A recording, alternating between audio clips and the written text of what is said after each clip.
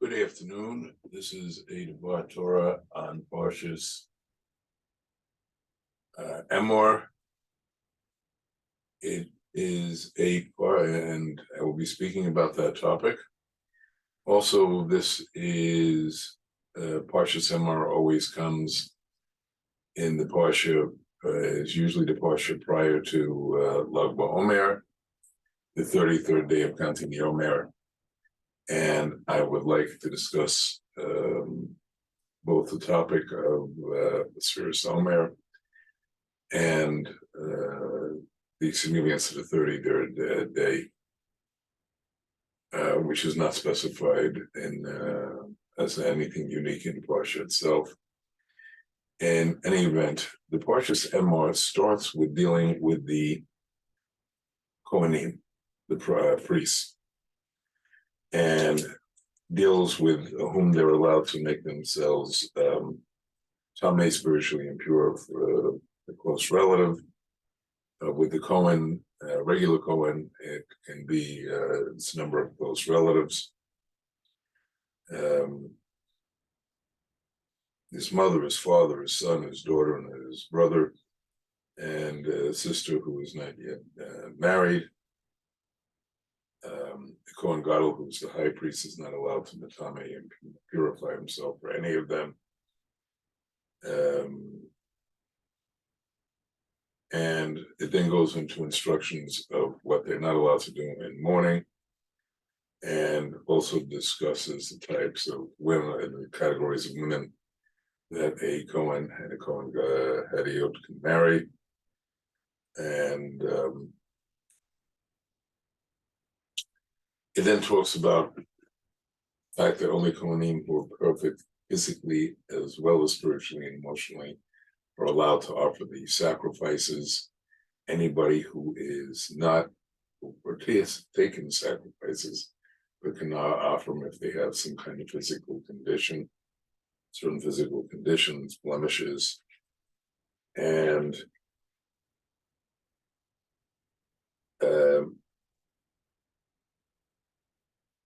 it then goes into laws of those who are not Kohanim, who can approach the Mishkan, the sanctuary, and later the temple, and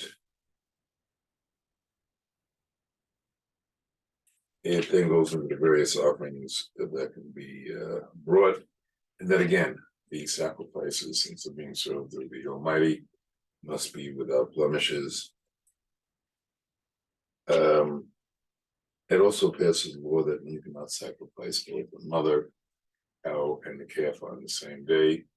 That does not apply to the father of male, the bull, and its offspring. This only applies to and has understanding that even mother and child, even of animals, has sensitivities and feelings. Most of the rest of the parsha deals with the various festivals and the kind of sacrifices that have to be brought to commemorate each one of those festivals, both in the seventh month and the first month, which is highlighted by Pesach, and which is also connected to the Jewish holiday of Shavuos, the festival holiday, and then it continues to the different holidays, holy days in the seventh month, which is the month of Hebrew month of Tishrei. And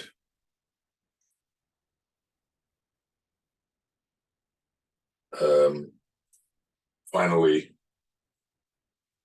the Parsha deals with the incident where a certain man, an Israelite woman, not of Israelite father, blasphemies Hashem's name.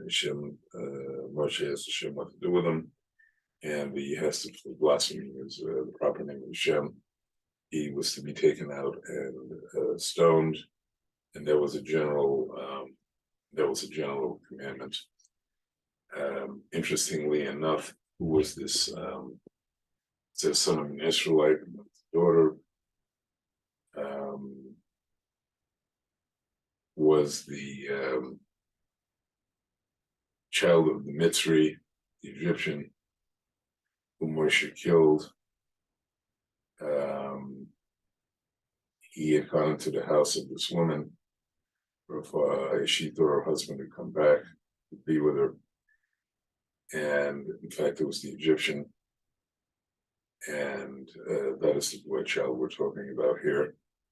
Product of that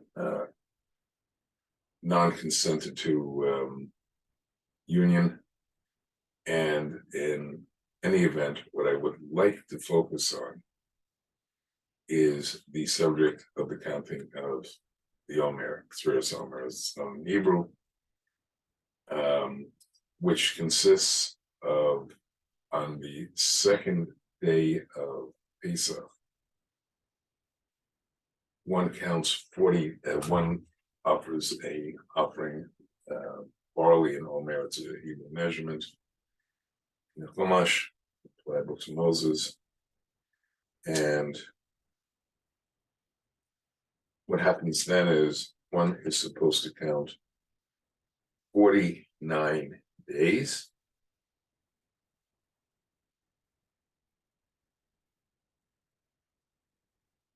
And from then, because one is not allowed to get to new crop of corn, certain grains, until that offering of barley is made in the temple. And it describes what the sacrifice has to be.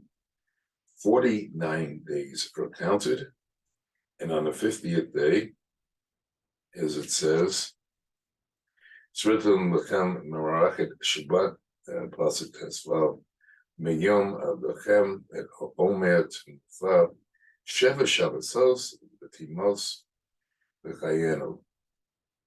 Until the tomorrow, the 7th week, should count 50 days.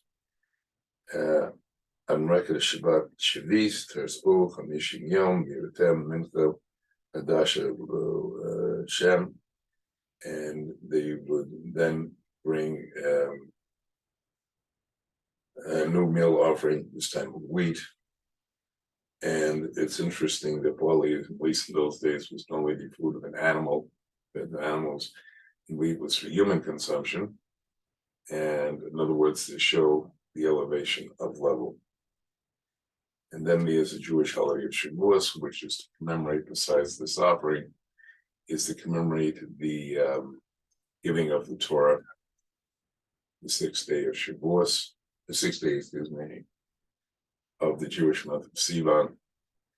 In any event, that on the surface is the agricultural aspect of it, as agricultural aspect of the holiday. However, there's some much deeper meanings. First of all, if one looks at it, the number 7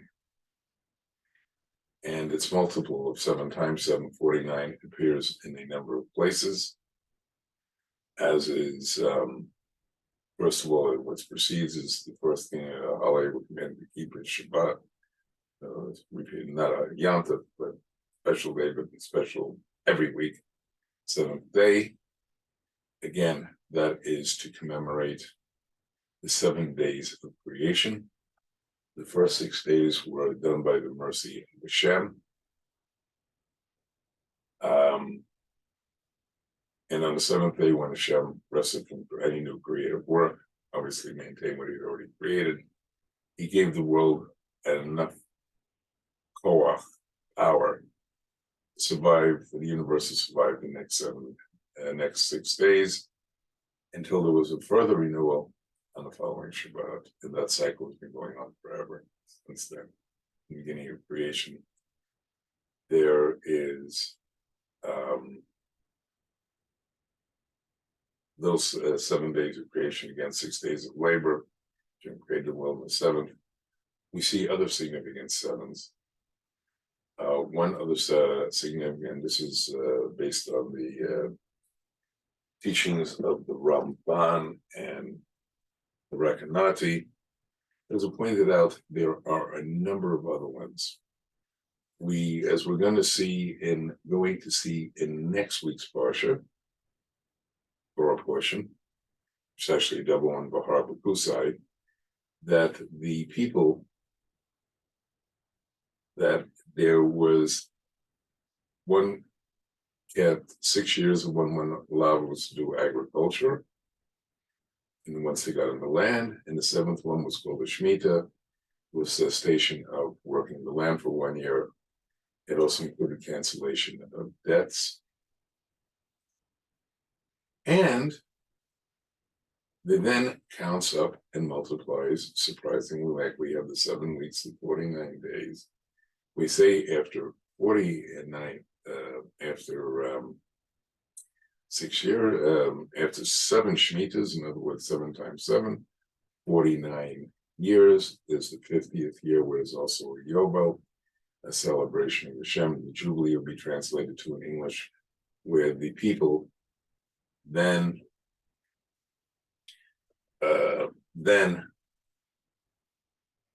I had a second year. Hashem, this is where Hebrew slaves were freed, land that had been sold to other people, certain types of land were returned to their original owners, and was another year of rest for the land and the people. God created, however, that there would be enough abundance of crops in the 6th year, the 7th Shemitah cycle, that even with the year of Shemitah, 7th year, and what effectively became an 8th year, the 50th day, we had, there was enough food. The crop of the end of that 6th year, which would be the 49th year, 48th year, would suffice for the 49th year, and would go for 3 until the new grains and produce came out, and was effectively the 51st year.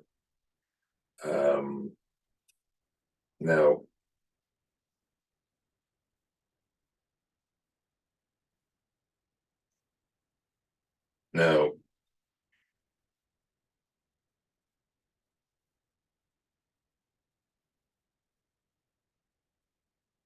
we also find out, interestingly enough, which I'll be speaking about next time, that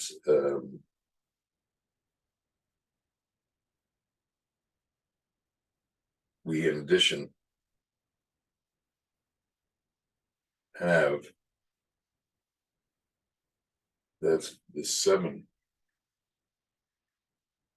as though the 7 days of Sukkot, which are also tied into this, it's significant that the ultimate 7 is the years of the existence of the physical universe we're now in. If we look at it, there will be, I'll explain more in next week's Parashat, the Vartar. We'll be getting into these other ones, that the world was created in 6 days, and the 7th day was Hashem's rest, so to speak. And that is relevant to the whole history of the world, because the 49th day, the 7th day, it goes like this. It says in Tehillim, verse Psalms 90, that 1,000 years are like a day in the eyes of Hashem, God, and therefore this is brought down by the Leshem, and it explains that each day represents 1,000 years of history, and we were nearing the end of the year 6,000, which means we'll be getting into the 7th and final millennium. That's when the history as we understand it, after the end of days, will go into a spiritual transformation, which I'll speak a little more about next week. And now there's an interesting question. So in other words, the existence of the particular universe will be 6,000 years. Now the 7,000, 6,000 to 7,000 will be a whole different, where our world will be rebuilt by them for 1,000 years. And as I said, I will go into that in more detail next week. Now, so therefore, that in fact is the ultimate 7. Now, this period, the Sfiras Omer, which is one of the commandments I read, is, besides the agricultural significance, has deeper meanings. First of all,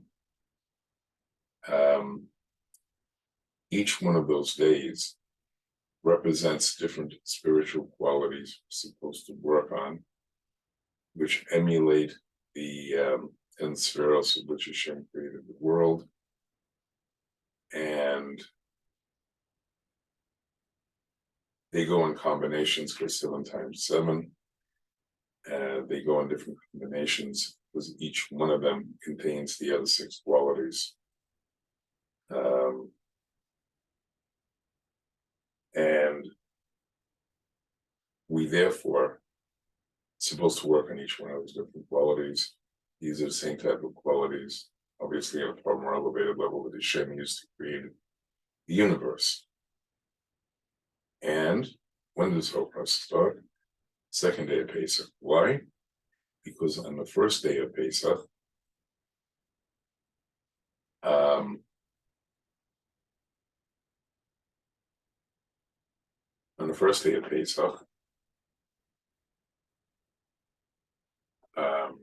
all judgment, one night of Pesach when we're liberated, all judgment, all Gevurah, strict judgment, are removed from Hashem's people for one night and one day.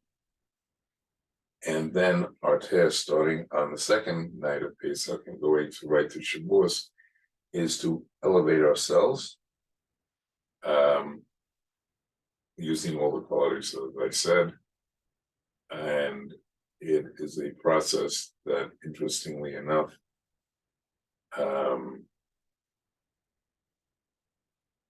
is in preparation. In the original time, we were supposed to be purified 49 levels, going up with spirituality, because in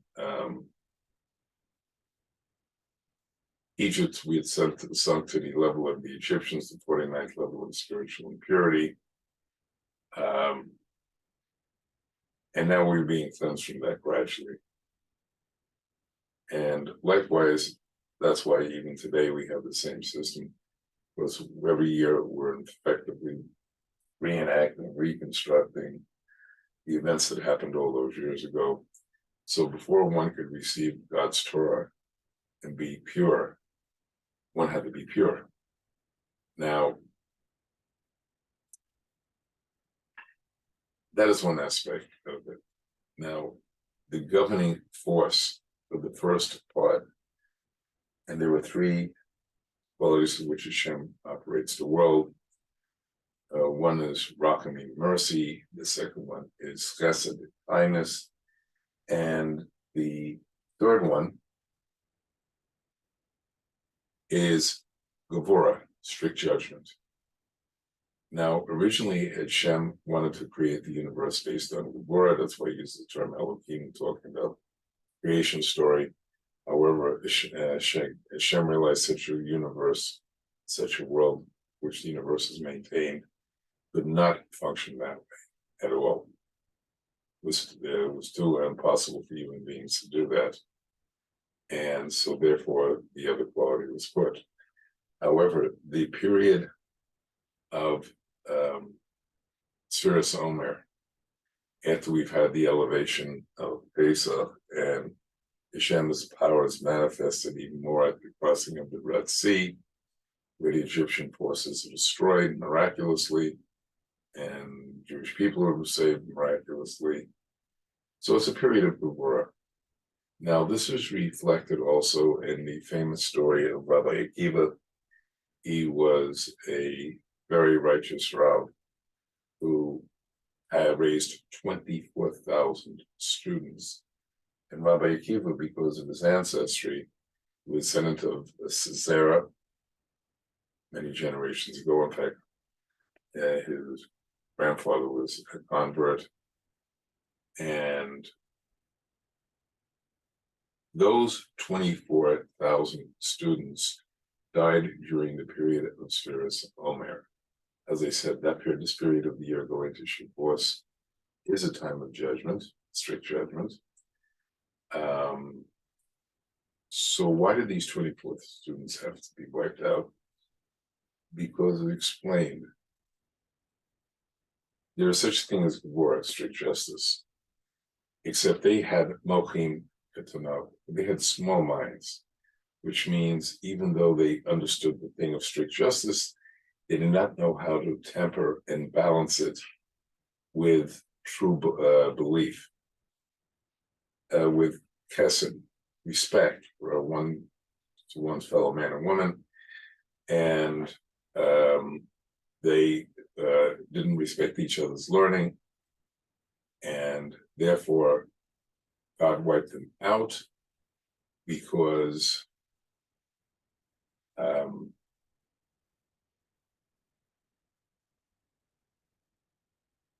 if they had been the leaders, the nation of Israel would have been destroyed in a couple of generations. Now, Rabbi Akiva had 5 more students. You know, as the rabbis from the south. The question is, why did they survive? Because they had Gevurah, strictness, but they had Mochin Gadol. They had large minds, which means that they were able to see the world and blend kindness and with strict judgment. And when did the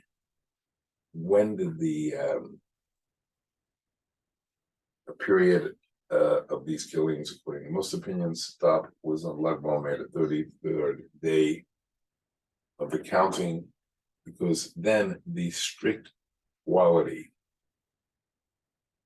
of Gevurah, strict judgment, mixed with the quality of kindness, also chesed, and the conditions became much more moderate, and that is why the plague finished. And so that is one reason it's Topsy Velas. It's a period of joy in the sense that everybody else was spared. In another sense, it is a significant holiday because that was the day Rav Shimon Bar Yochai, the author of the Zohar, revealed the Zohar. In fact, there was such great happiness of the day that he died in Iran, near Svat, was such a day of joy that the world was filled with a supernal light, spiritual light, and the sun Hashem delayed setting of the sun till Rashbi, Rav Shimon Bar Yochai, had finished his teaching of the Zohar. And I wish everybody, as we're moving up towards the receipt of the Torah of Shavuot, that we truly use these days to increase ourselves in all of these spiritual qualities, which not only prepare us, the people, for the receipt of the Torah, but also on a higher spiritual level, also helps create the necessary spiritual conditions of all of the qualities of Hashem so that the Torah can be given.